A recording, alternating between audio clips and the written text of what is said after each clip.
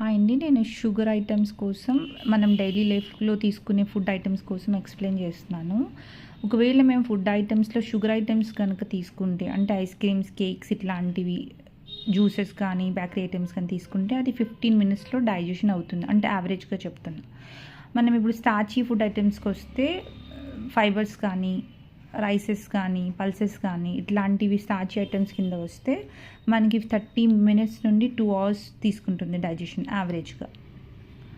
So ఇక్కడ మనం ప్రోటీన్కి వస్తే 2 to 3 అవర్స్ పడుతుంది అన్నమాట digestion. Protein comes in chicken, mutton, fish, eggs and ఇట్లాంటి ఐటమ్స్ అన్నమాట. సో అండ్ డ్రై ఫ్రూట్స్ కూడా దాంట్లో వస్తాయి. నెక్స్ట్ మనం ఫ్యాట్స్కి వచ్చేసరికి ఇది 4 to 6 అవర్స్ పడుతుంది మన బాడీలో వెళ్ళిన తర్వాత డైజెషన్ అనేది. సో మనం ఎప్పుడు కూడా ఎటువంటి ఫుడ్ తీసుకున్నా మనం కొంచెం తెలివిగా చూస్ చేసుకోవాలి.